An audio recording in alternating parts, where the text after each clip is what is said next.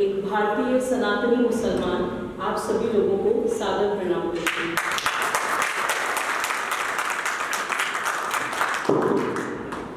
आर्य समाज खरड़ मोहाली को बहुत बहुत शुभकामनाएं, बहुत बहुत साधुवाद। 7 दिन का ये सुंदर आयोजन करने के लिए, राष्ट्र कल्याण का एक मंच यहाँ पर बनाने के लिए और देश में सभी जगह से, समाज के सभी वर्गों से सर्व समाज को समाहित करने वाले वक्ताओं को यहाँ आमंत्रित करने के लिए। बहुत अच्छी बात बोली अभी विकास भाई ने कि ये एक ऐसा समय है जो हमें दोबारा शायद जल्दी से नहीं मिलेगा। इस समय का हमें सदुपयोग करना चाहिए और हम लोग जो यज्ञ चल रहा है भारत के लिए, भारत के पुनर्जागरण के लिए, भारत को पुनः विश्व का सिरमौर बनाने के लिए, उस यज्ञ में हम लोगों की क्या भूमिका हो सकती है, इस पे आज हम आगे कुछ चर्चा करेंगे। भाषण नहीं होगा, मेरे गुरुदेव बहुत सुंदर शब्द बोलते हैं, संवाद। मैं कोशिश करूंगी कि कम समय में अपनी बात पूरी करूं ताकि जो समय बचेगा उस समय में हम लोग कुछ संवाद करेंगे। आप लोगों के मन में कोई सवाल आए तो आप लोग मोस्ट वेलकम है वो पूछने के लिए। कोई फीडबैक, कोई सजेशन हो तो वो भी प्लीज साझा कीजिएगा। मंच पर आसीन सभी महानुभावों को मेरा बहुत बहुत प्रणाम। अपने गुरुदेव आदरणीय के.एन. गोविंदाचार्य जी के श्री चरणों में प्रणाम करते हुए मैं आज के अपने वक्तव्य की शुरुआत करती हूँ।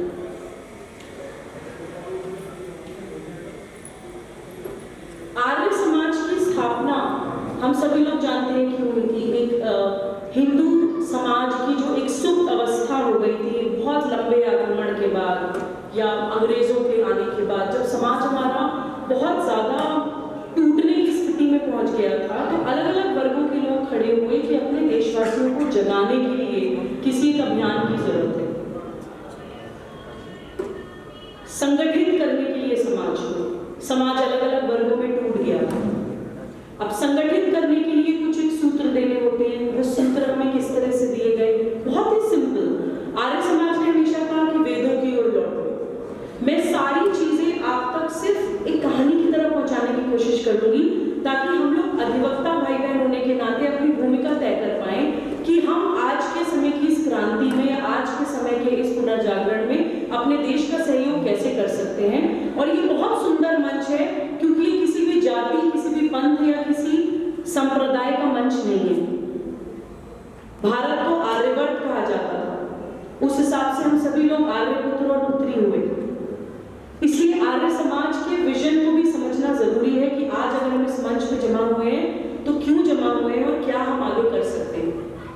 वेदों की ओर लौटो, वेदों की ओर लौटो, बार बार हमें ये कहा जाता था। अब वेद क्योंकि हम लोगों को समझ नहीं आते हैं, बहुत लोगों के गुरु इतने अच्छे नहीं मिलते हैं या बहुत लोगों को इतना अच्छा सौभाग्य नहीं मिलता है कि उनके सवालों को जवाब देने वाले लोग हैं, तो वेद हम समझ नहीं पाते।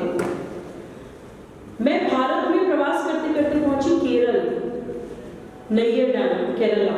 वहां पे आश्रम है स्वामी शिवानंद आश्रम। वहां पर वेदों को समझने के लिए मुझे बहुत सुंदर छोटे छोटे सूत्र मिले। उसमें से 2-3 सूत्र मैं आपके साथ शेयर करना चाहती हूँ। उसके बाद हम अधिवक्ताओं के रोल की बात करेंगे। 4 वेद हैं। अगर हम चारों वेद पूरी डिटेल में समझ भी ना पाए तो चारों वेदों का जो सार है, जो चारों वेदों का पूरा अमृत ज्ञान है, वो 4 महावाक्यों में निहित है। हर वेद का एक महावाक्य। अगर हम वो महावाक्य समझ लें तो हमें भारत का दर्शन समझ आ जाएगा, फिलॉसफी ऑफ भारत या आइडियोलॉजी ऑफ भारत। एक वेद कहता है अहम ब्रह्मास्मि, यानी कि मैं ब्रह्म हूं, मेरे अंदर वो परमात्मा, वो निर्विकार निर्विचार परमेश्वर विराजमान है। दूसरा वेद कहता है तत्त्वमसि, यानी तुम भी वही हो। हर व्यक्ति के अंदर, यहाँ पे मौजूद हर बच्चे, हर पुरुष, हर महिला, हर बुजुर्ग के अंदर वो परम तत्व विराजमान है। तीसरा वेद कहता है अयम आत्मा ब्रह्म, यानी कि मेरी आत्मा ब्रह्म है। चौथा वेद कहता है प्रज्ञानम ब्रह्म, यानी कि इस चीज का ज्ञान होना ही ब्रह्म है। तो आर्य समाज बार बार हमें ये जगाता आया कि वेदों की ओर लौटो, वेदों की ओर लौटो, क्योंकि केवल भारत ही ऐसा देश है पूरे विश्व में जो कहता है कि हम शरीर नहीं आत्मा है। हमारे ये क्रांतिकारी जिनकी हम तस्वीरें देख रहे हैं, ये हंसते हंसते फांसी पर इसलिए चढ़ गए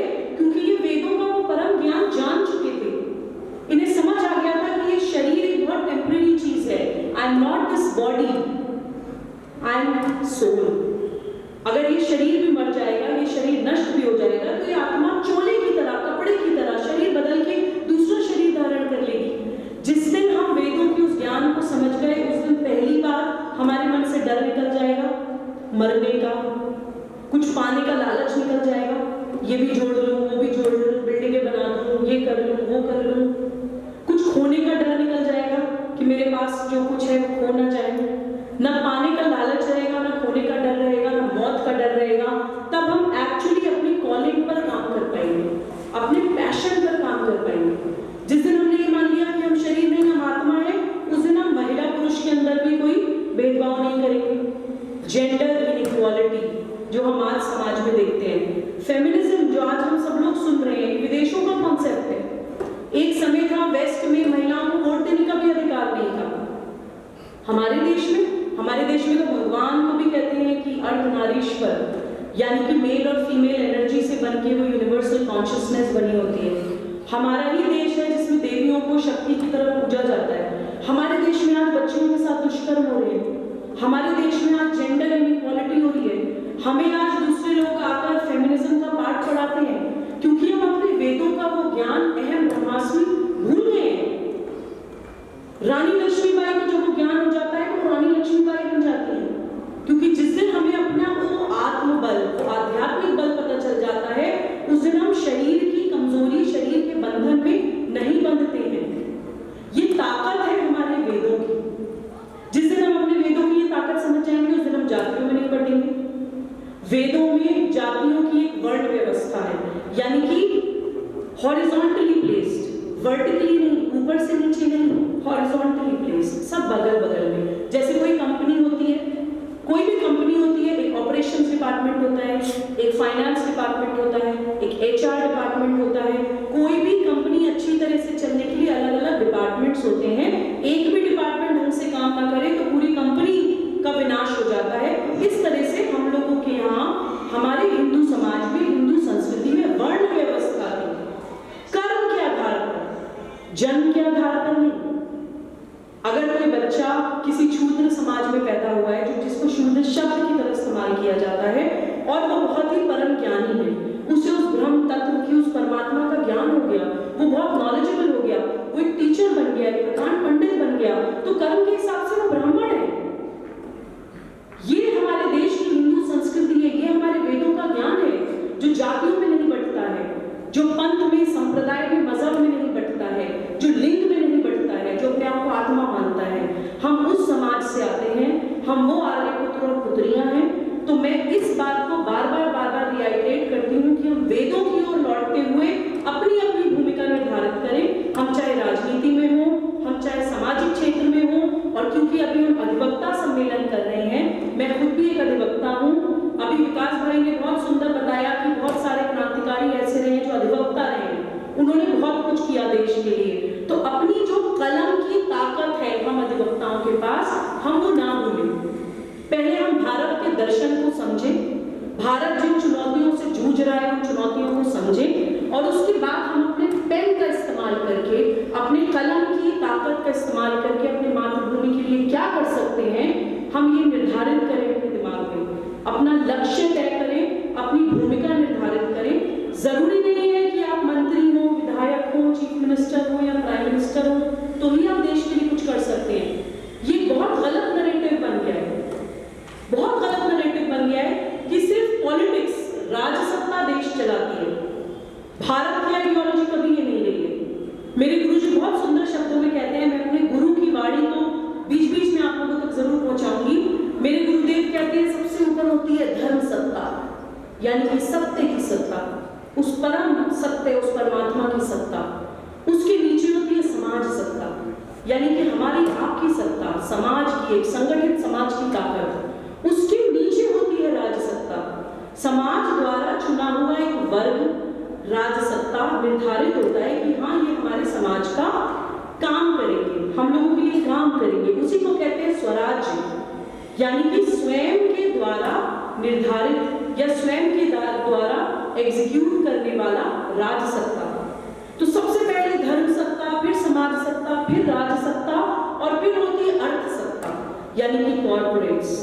आज क्या हो गया है, आज पूरे विश्व में पूरा पैराडाइम शिफ्ट हो गया है, उल्टा हो गया है। बड़ी बड़ी कंपनीज अर्थसत्ता, राजसत्ता तय करते हैं, यानी कि राजनीति। राजसत्ता समाज सत्ता को कुछ नहीं समझती। समाज सत्ता अपनी ताकत भूल गई है क्योंकि धर्म सत्ता भूल गई। तो हमें पूरा पैराडाइम शिफ्ट करने के लिए धर्म से शुरू करना पड़ेगा, सत्य से शुरू करना पड़ेगा, तभी समाज सत्ता खड़ी होगी, तभी समाज सत्ता जागृत समाज के द्वारा एक जागृत, एक रिस्पॉन्सिबल राज सत्ता खड़ी होगी।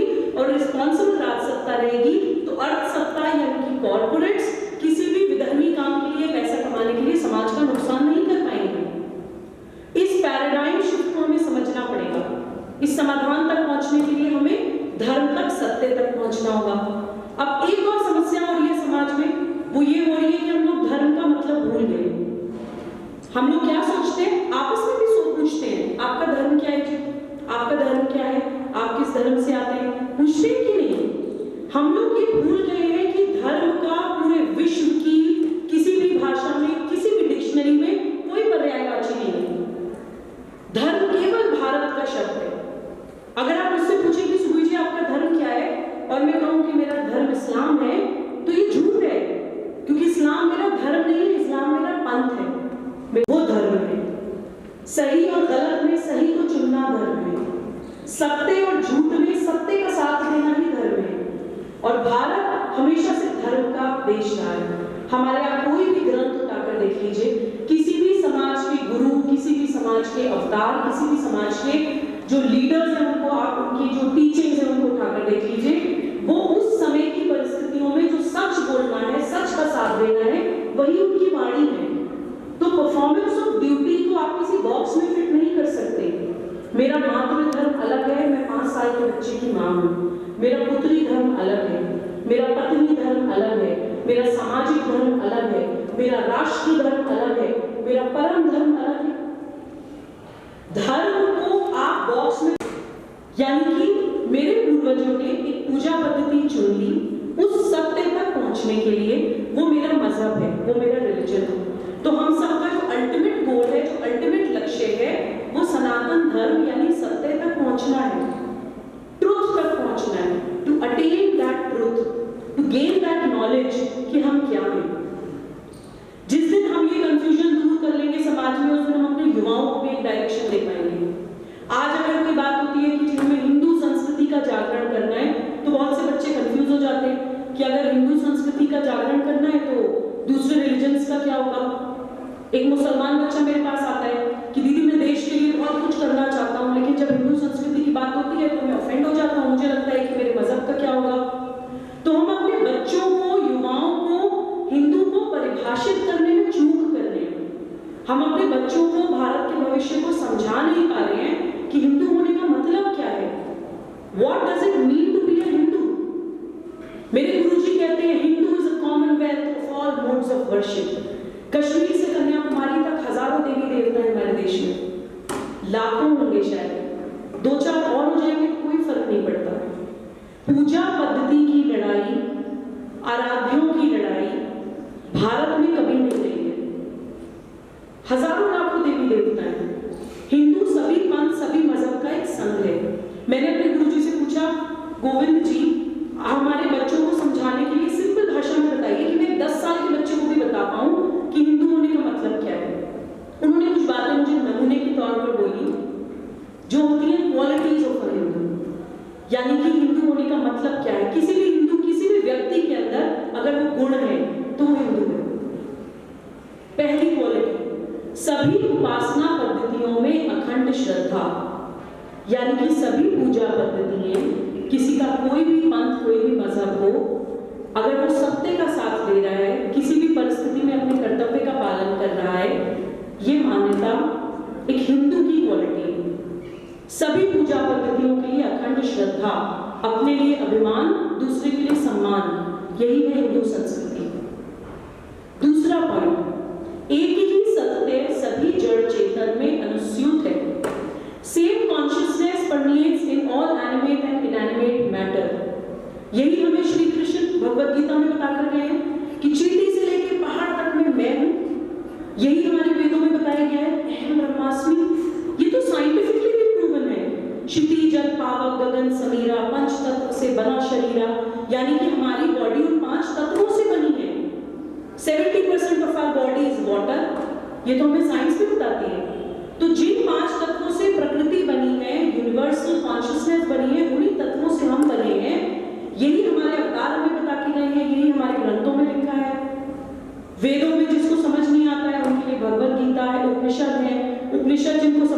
आते हैं उनके लिए भगवत गीता है। भगवत गीता जिनको समझ नहीं आते, भक्ति काल के सारे कवि यही बात बता के गए हैं। वही सत्य है कि same consciousness permeates in all animate and inanimate matter. तभी हम जीव हत्या को कहते हैं कि गलत है, तभी हम मानते हैं कि अगर हम किसी को मार रहे हैं, उसको तकलीफ पहुंचा रहे हैं तो वो गलत है, क्योंकि वही सेम कॉन्शियसनेस हमारे अंदर भी है। तो ये छोटी छोटी बातें और बड़े बड़े विचार हमें छोटे छोटे उदाहरणों में बताई गई। हमें बताया जाता है चंद्रा मामा, सूरज मामा, गंगा माँ, यमुना माँ, नर्मदा मैया।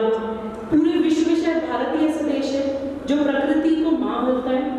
धरती माता, गौ माता, घर की माता, ये इस तरह की खूबसूरत आइडियोलॉजी केवल भारत में है। आज पूरा विश्व जूझ रहा है। पहले हम लोगों का मजाक उड़ाया जाता था स्नेक चार्मर्स बोल के, कि जो सांप को दूध पिलाने वाले लोग हैं, बोलते थे कि नहीं, स्नेक चार्मर्स।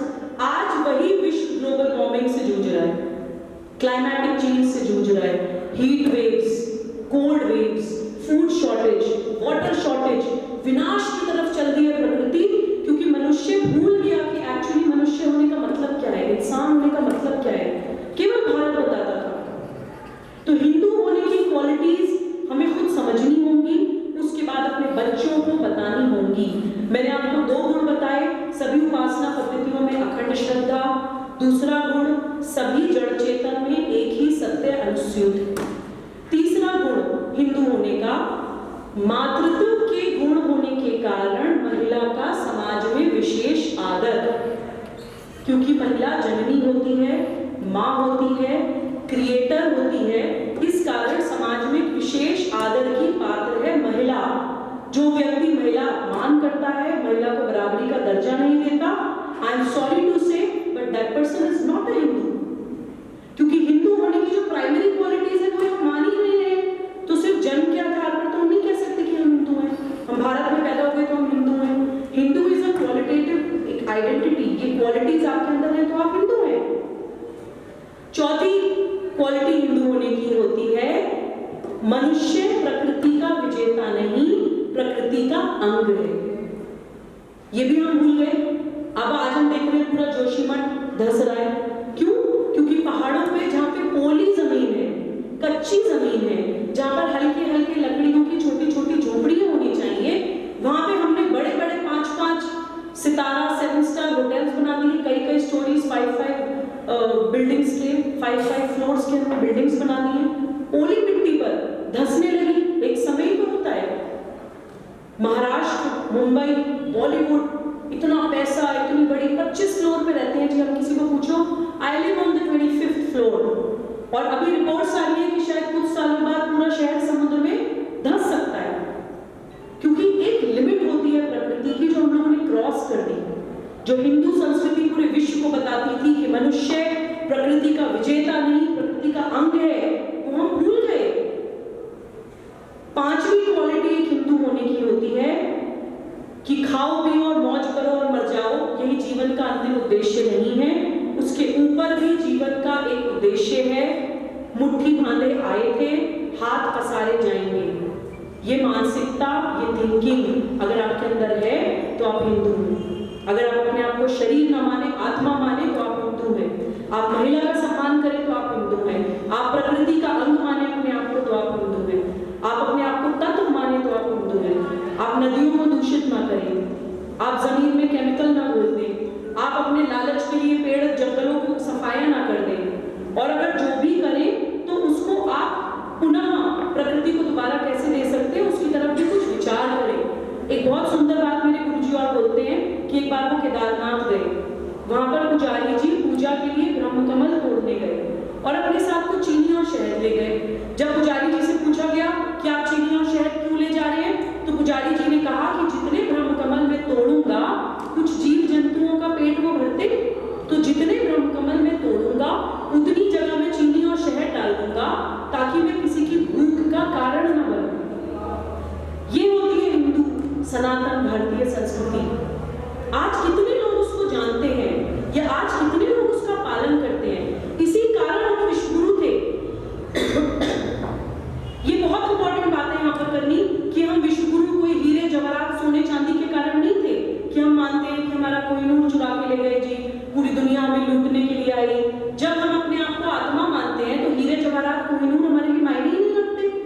हम तो आत्मा है, आज इस शरीर में, कल किसी और शरीर में होंगे, परसों किसी और शरीर में होंगे। तो हमारा विश्व गुरु होने का कारण क्या था? क्यों पूरी दुनिया हमारी तरफ देखी? क्यों पूरी दुनिया हमारे पर आक्रमण करने के लिए आई? हमारा विश्व गुरु होने का कारण भी था हमारी प्राकृतिक संपत्ति। पूरे विश्व में आप ग्लोब, आप नक्शा उठा के देख लीजिए दुनिया का, पूरे विश्व में किसी देश की प्लेसमेंट ऐसी नहीं है जैसी भारत की है। जलवायु, मनुष्य जीवन के लिए सबसे अनुकूल परिस्थितियां जीने के लिए, व्यापार करने के लिए, समृद्ध होने के लिए केवल और केवल भारत में है। पूरे विश्व की 16% जैव विविधताएं, बायोडाइवर्सिटी केवल और केवल भारत में पाई जाती है।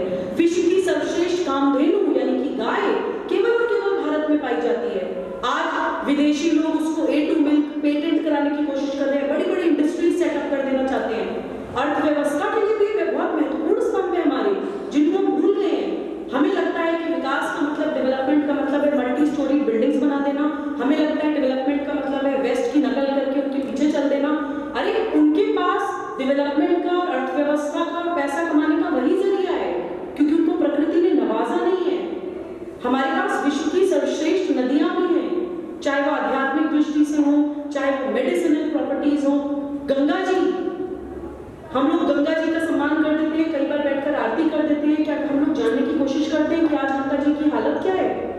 मैं अपने गुरुदेव के साथ अभी 412 किलोमीटर पदयात्रा कर आई हूँ, गंगा संवाद यात्रा। उस यात्रा में हम लोग 2 ही बिंदुओं पर बात कर रहे थे, गंगा जी की अविरलता और गंगा जी की निर्मलता। अविरलता मतलब लगातार बहता हुआ पानी, और निर्मलता मतलब स्वच्छ पानी। जानकार कहते हैं कि किसी भी नदी में कम से कम 60% पानी रहना चाहिए नदी का, तो वो अपने आप को अपने आप साफ कर लेगी। इतनी ताकत होती है प्रकृति में। हम क्या करते हैं? हम लोग बांध बना देते हैं, और चलिए अपने यूजेज के लिए, बिजली बनाने के लिए, कुछ करने के लिए आपने बांध बना भी दिए, तो कम से कम 60% पानी नदी में छोड़िए, 40% पानी निकाल लीजिए। लेकिन हम क्या करते हैं? एक उदाहरण देती हूँ, नरौरा नाम से एक डैम है, 85% पानी हम निकाल लेते हैं, केवल 15% पानी हम नदी में छोड़ते हैं, और वो 85% पानी हमें लगता है हम इस्तेमाल कर लेंगे बिजली बनाने के लिए, सिंचाई के लिए, एग्रीकल्चर के लिए। जब वो पानी हम इस्तेमाल नहीं कर पाते हैं तो हर 5 साल में नरौरा डैम का पानी छोड़ा जाता है, और गांव के गांव बहा के ले जाता है वो पानी। नरौरा क्षेत्र के लोगों का कहना है कि हम प्रकृति की बाढ़ के पीड़ित नहीं हैं, हम नरौरा की बाढ़ के पीड़ित हैं। और हमारे राजनेता फ्री बिजली बांटते हैं, फ्री इलेक्ट्रिसिटी डिस्ट्रीब्यूट करते हैं, ये जानते हुए कि वो बिजली कोई हम अपनी जेब में लेकर पैदा नहीं हुए हैं। वो बिजली बनाने के लिए प्रकृति का दोहन होता है, और दोहन के साथ साथ शोषण भी होता है। हमारे लालच में नदियों के 80-85% पानी को रोक लिया जाता है। जब रोक नहीं पाते हैं तो उसको छोड़ दिया जाता है, जब छोड़ दिया जाता है तो वो गांव के गांव बहाकर ले जाता है। ये है हमारी राष्ट्रभक्ति, ये हमारा हिंदू होना, या ये है हमारा लीडर होना। तो हम लोगों को ये जानना पड़ेगा कि हम लोग भी अपनी प्रकृति के साथ मजाक कर रहे हैं। हम लोग डैम्स बना देते हैं, हम लोग पानी को जगह जगह रोक लेते हैं। गंगा जी के किनारे पक्के घाट, बहुत से ऐसे मंदिर, आश्रम, मठ देखे हम लोगों ने जो गंगा जी के किनारे बने हुए हैं। शाम को वहाँ आरती तो होती है, लेकिन सीवेज सिस्टम, मल मूत्र, जो भी सीवेज सिस्टम है उनका, वो सारा गंदगी मल मूत्र गंगा जी में ही बहता है। हमारे पास सीवेज सिस्टम भी ऐसा नहीं है कि कोई पैरेलल स्ट्रीम हो। हम एक तरफ पूछ, क्या हम अपने मंदिरों में कोई भी गंदा पानी का प्रवाह कर सकते हैं? कर सकते हैं, हाँ या ना? प्लीज मैं तेज आवाज में सुनना चाहती हूँ, क्या कर सकते हैं? लेकिन हम गंगा जी में करते हैं, क्योंकि हमारा सीवेज सिस्टम ऐसा है कि सब मलमूत्र प्रवाह गंगा जी में जाता है। और हम बात करते हैं स्वच्छता की, 23,000 करोड़ रुपया गंगा जी की सफाई में सरकार का खर्च हो चुका है, लेकिन अविरलता और निर्मलता पे बात करने वाला कोई नहीं है। तो ये हमें समझना पड़ेगा। राजसत्ता और समाज सत्ता दोनों मिलकर हमारे देश का साथ दें, अपनी प्रकृति का साथ दें। हम विश्व गुरु केवल और केवल अपनी प्राकृतिक संपत्ति के कारण थे, इसे जाने। पूरे विश्व में कोई फसल ऐसी नहीं है जो भारत में ना हो सकती। हम कृषि प्रधान देश है, कोई फसल ऐसी नहीं है। 127 इको एग्रो क्लाइमेटिक जोन है हमारे देश में। दुनिया की हर फसल हमारे देश में हो सकती है। कृषि प्रधान देश, कोविड में 135 करोड़ लोग, सबसे अच्छा परफॉर्मेंस भारत ने किया, क्योंकि हम एक एग्रेरियन कंट्री है। सरकार ने किया, सरकार के साथ साथ समाज ने भी, लोगों ने भी एक दूसरे को खाना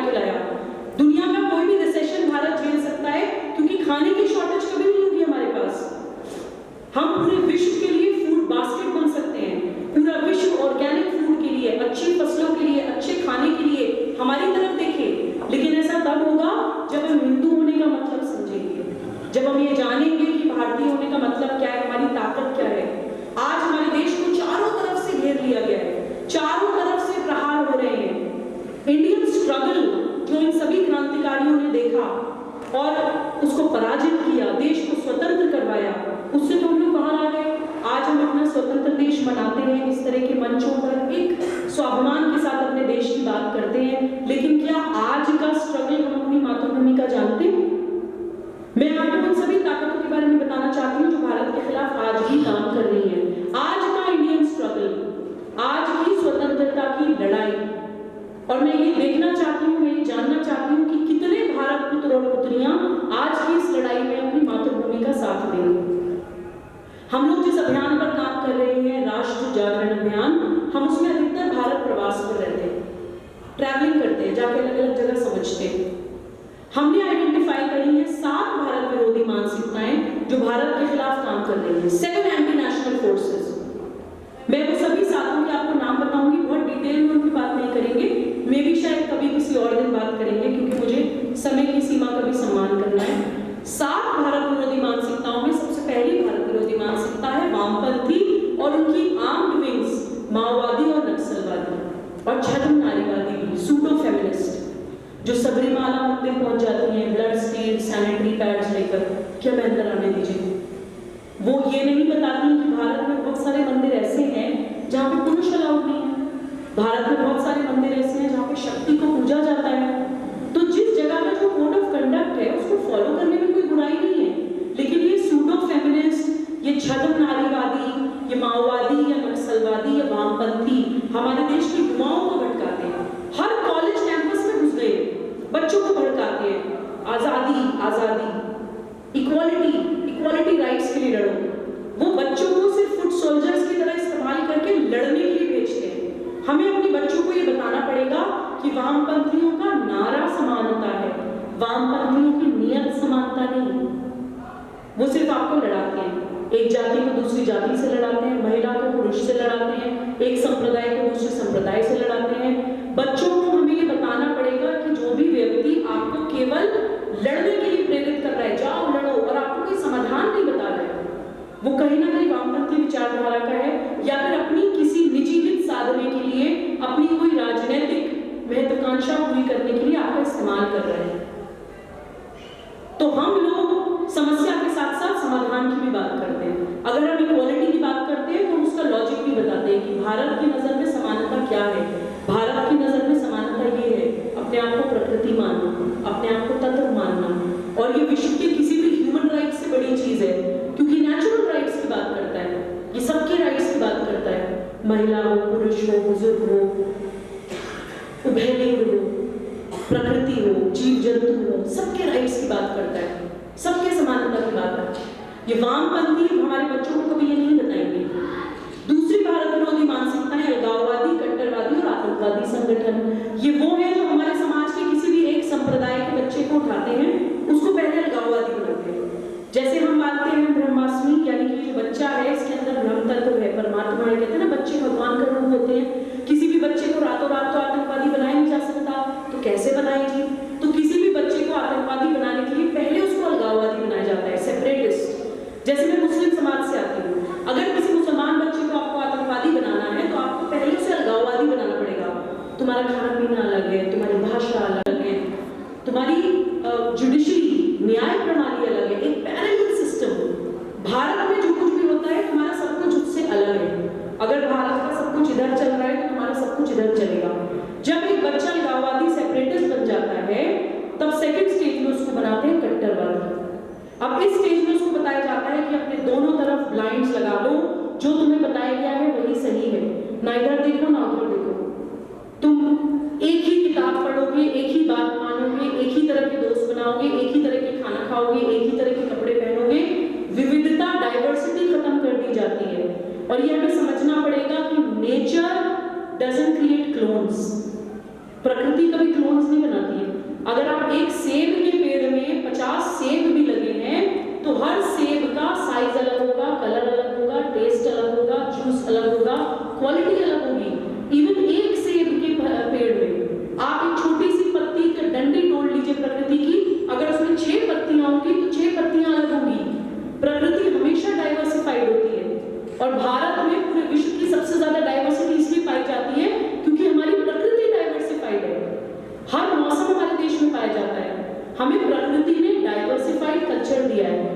हमारे बच्चों को, भारत देश के बच्चों को आतंकवादी बनाने के लिए ये लोग पहले सेपरेटिस्ट बना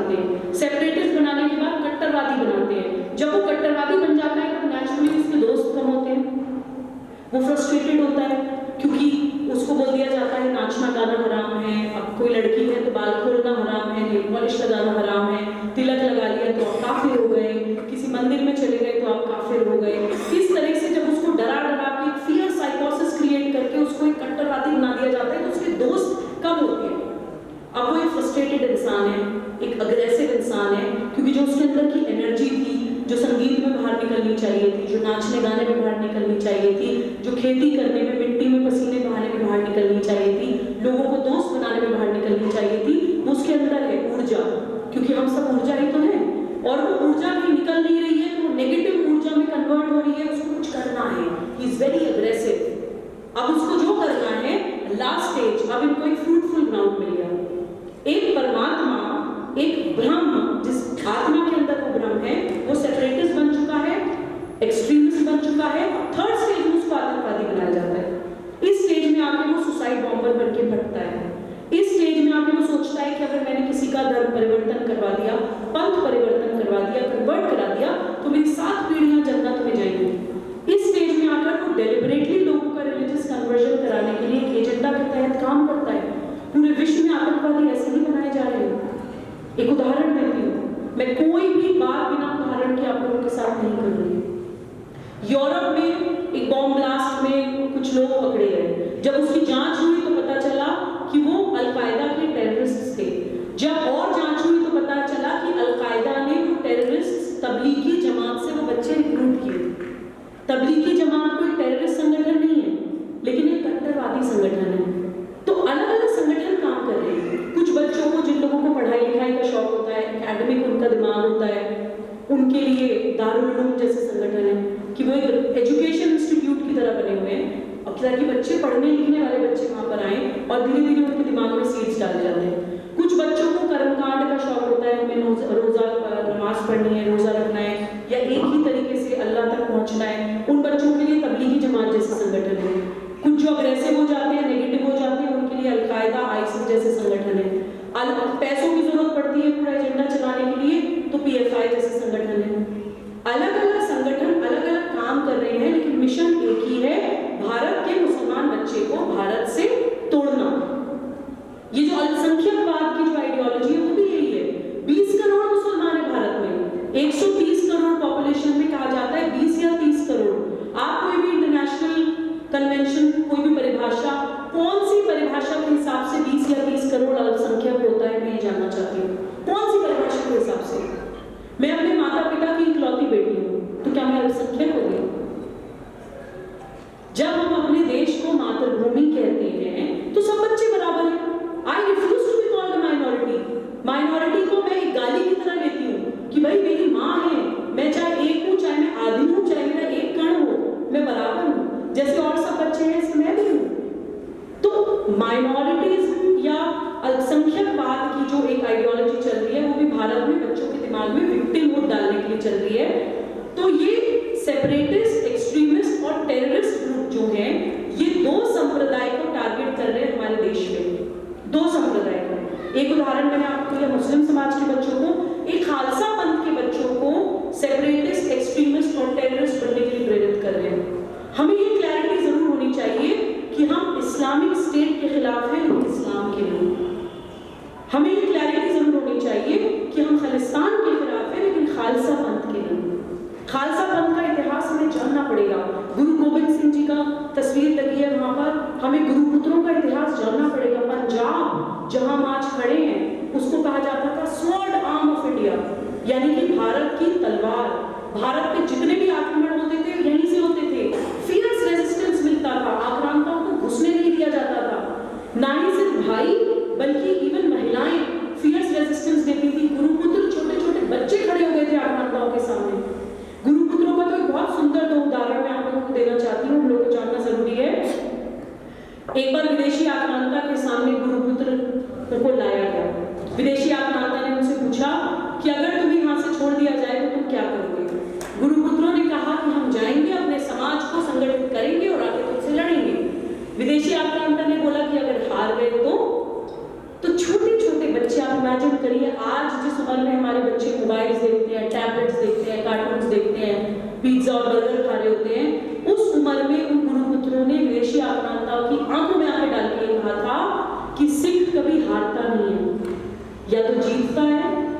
अपने देश के और धर्म के लिए शहीद होता है। ये है हमारे गुरुपुत्रों का इतिहास। इसीलिए हमारे उस वीर कौम को भारत से तोड़ने के लिए एक पूरा एजेंडा चल रहा है।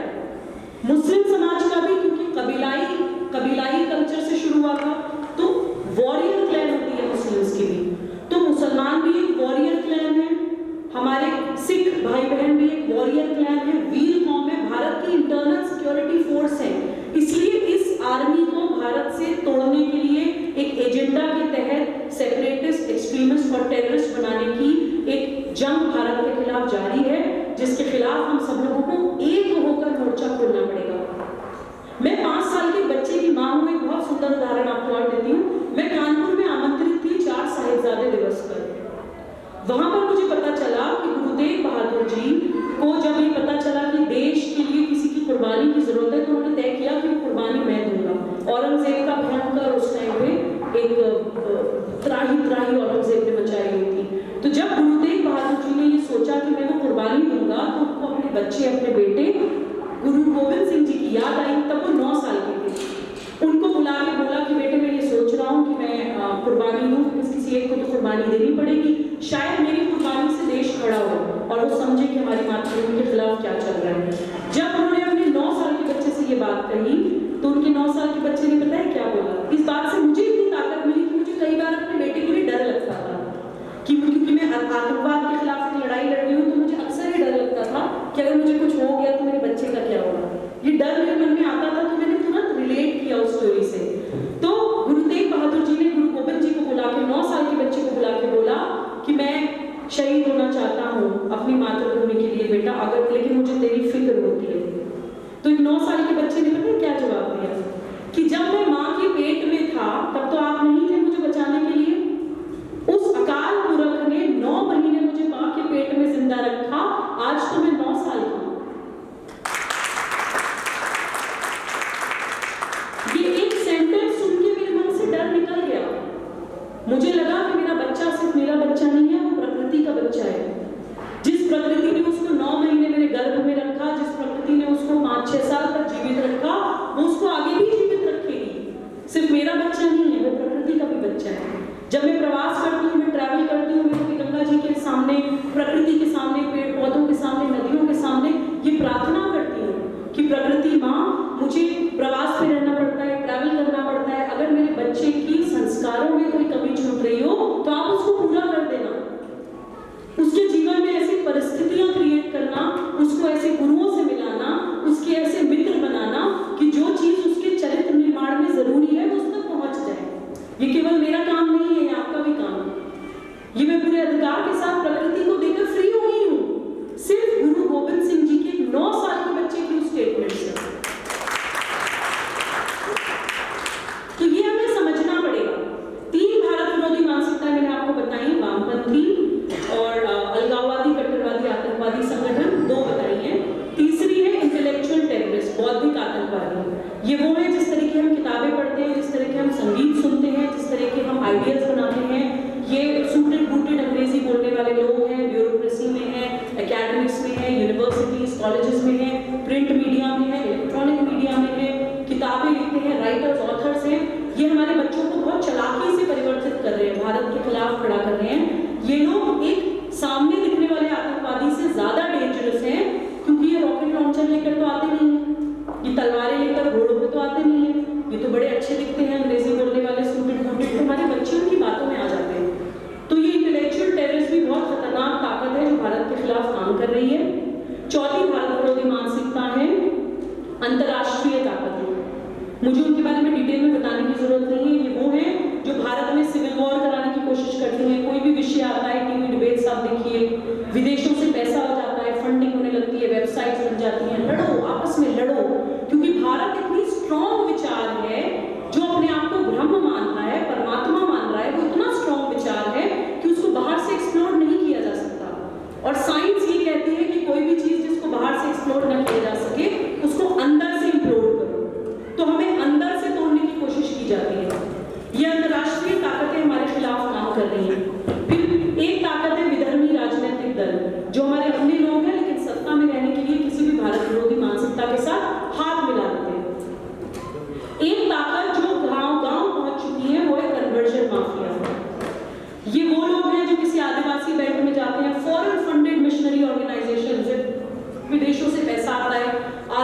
बेल्ट में जाएंगे, किसी गरीब बेल्ट में जाएंगे, किसी भूखे को एक हाथ से 2 रोटी खिलाएंगे, दूसरे हाथ से उसके गले में क्रॉस डाल देंगे। अरे वो परमात्मा जिसने प्रकृति बनाई है, जंगल बनाए हैं, नदियां बनाई है, फल फूल बनाई है, फसलें बनाई है, पूरे विश्व का पेट भरने का इंतजाम जिसने किया है, वो किसी को 2 रोटी इस शर्त पे खिलाएगा कि पहले मुझे मानो, अपने गले में क्रॉस डालो, तब तुम्हारा पेट भरूंगा। ये कन्वर्जन माफिया भी भारत के खिलाफ काम कर रहा है। Last but not the least, 7th anti national force, corporate mafia, बाजारवाद, कंज्यूमरिज्म। ये वो लोग हैं जिनके लिए सब कुछ सिर्फ पैसा है। बड़ी बड़ी बीमारियां इजाद होती हैं, समाज में छोड़ी जाती हैं। ये वो लोग हैं जो हमें नेचुरोपैथी से, आयुर्वेद से दूर करते हैं, क्योंकि ये फार्मास्यूटिकल माफिया है, इनको दवाइयां बेचनी है। ये वो लोग हैं जो हमें मिट्टी से दूर करते हैं। बच्चे को मिट्टी में मत छोड़ो, इन्फेक्शन हो जाएगा। ये हमें नहीं बताते हैं कि most of the bacteria is good bacteria. बच्चे की सेहत अच्छी होती है मिट्टी में छोड़ने से, लेकिन वो चाहते हैं कि बच्चा बीमार पड़े। ये वो लोग हैं जो हमारे बच्चों को जंक फूड खिलाना चाहते हैं ताकि बॉडी में न्यूट्रिएंट डेफिशिएंसी हो, और न्यूट्रिएंट डेफिशिएंसी होगी तो मल्टीविटामिन्स का एक और मार्केट है। ये वो लोग हैं जो हमें मोटे अनाज से दूर करके गेहूं खिलाने की तरफ धकेलना चाहते हैं, क्योंकि मुझे किसान भाई ने बताया कि गेहूं की फसल केवल तब हो सकती है जब कई राउंड्स ऑफ केमिकल डाला जाएगा। केमिकल्स का एक अलग मार्केट है। ये वो लोग हैं जो हमें आपस में लड़ाना चाहते हैं, क्योंकि जब जंग होती है, एक देश दूसरे देश से लड़ता है, तो हथियार बिकते हैं। जब वॉर्स में, फर्स्ट वर्ल्ड वॉर में या सेकेंड वर्ल्ड वॉर में जो हथियार बिके हैं, उस कमाई से आज तक बहुत सारे देश चल रहे हैं। आर्म्स एंड एम्यूनिशन माफिया पूरा मार्केट है। फार्मास्यूटिकल मेडिकल माफिया पूरा मार्केट है। ये वो लोग हैं जो हमें गाय के देसी घी से दूर करना चाहते हैं, क्योंकि इन्हें रिफाइंड लॉन्च करना था। जब रिफाइंड मार्केट में लॉन्च होना था, तो पूरी एक स्ट्रैटेजी के तहत आपने देखा होगा कि देसी घी के खिलाफ एक एजेंडा चला।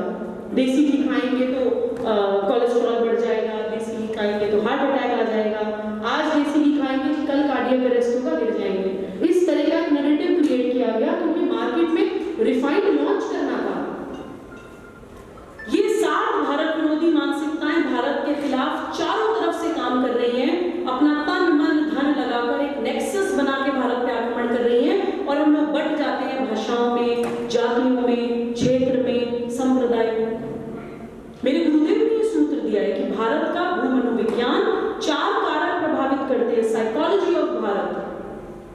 1857 की क्रांति में जब पूरा भारत एक साथ खड़ा होकर अंग्रेजों के खिलाफ लड़ा था, तो हमने निकाल फेंका था, उखाड़ फेंका था। उस क्रांति के बाद अंग्रेज ये समझ गए थे कि इनको आसानी से नहीं तोड़ा जा सकता है, अगर ये लोग एक रहे।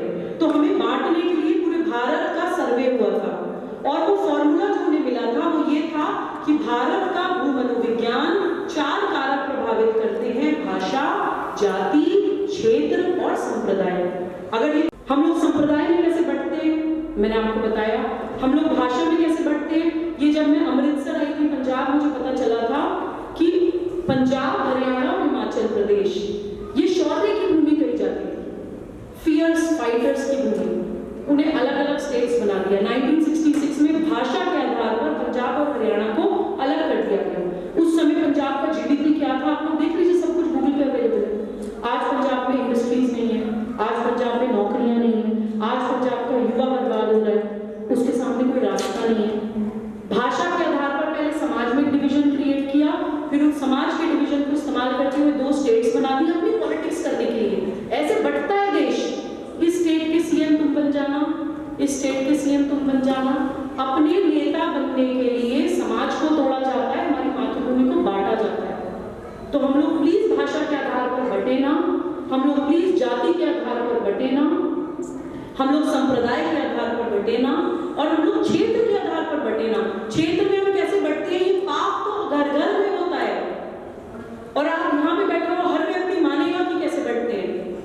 कहते हैं कि मुझे बिहारी आ गया, बोलते हैं ना, मजाक उड़ाते हैं ना, बिहारी, यूपी के भैये बोलते हैं ना, 12 बज गए जी सरदार आ गया, मजाक उड़ाते हैं ना। नॉर्थ ईस्ट के लोगों को चिंकी बोलते हैं ना। बंगाल को तो हम ये सोचते हैं हमारा क्या लेना देना, बंगाली है, बोलते हैं कि नहीं बोलते। नॉर्थ ईस्ट के लोगों को यहाँ पर अपने आप को, कुछ बच्चे मुझसे मिले कि दीदी हमें यहाँ पर ऐसे लगता है कि हम जैसे किसी दूसरी कंट्री आ गए हैं। ये तमाचा है पूरे भारत के भारतवासियों के ऊपर कि हमारे देश का एक बच्चा अगर नॉर्थ ईस्ट से चल के दिल्ली आता है तो उसको ये महसूस होता है कि वो किसी दूसरे देश आ रहा है। हम लोग भी उसको चिंकी बोलते हैं क्योंकि उनकी आंखें ऐसी होती हैं, तो हमें लगता है ये हमारे अपने नहीं है।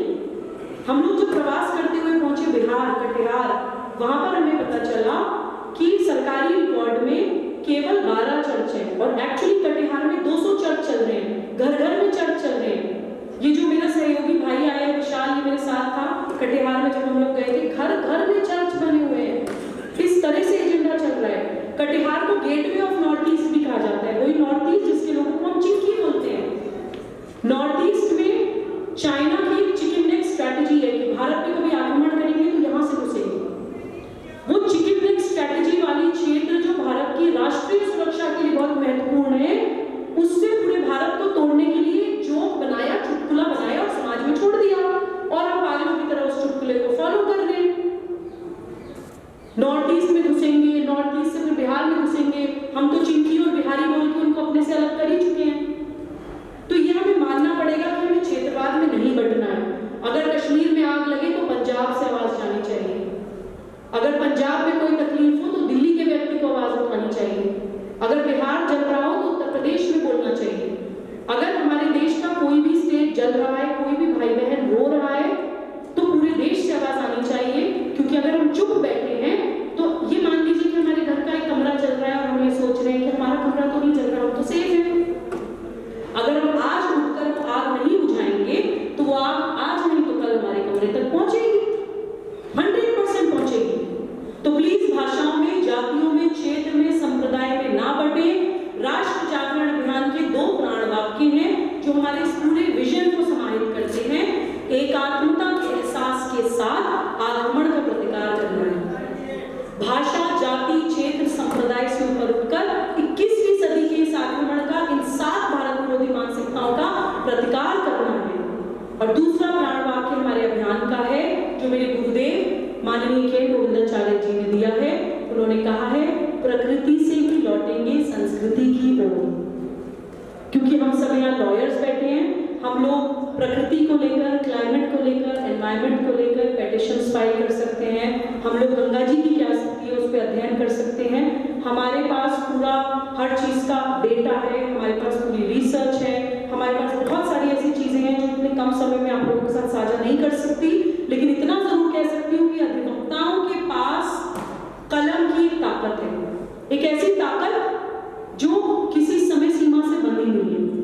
इस ताकत को हम अपने जीवन की आखिरी सांस तक इस्तेमाल कर सकते हैं। प्लीज अपनी उस ताकत को पहचानिए और 21वीं सदी के इस आक्रमण का, आज के इस स्वतंत्रता संग्राम में अपनी मातृभूमि का साथ दीजिए। क्योंकि मां भारती को आज भारत पुत्र और पुत्रियों की, आर्य पुत्र और पुत्रियों की आवश्यकता है, बहुत ज्यादा जरूरत है। इसी बात के साथ अपनी वाणी को विराम देती हूँ। जय हिंद, वंदे मातरम।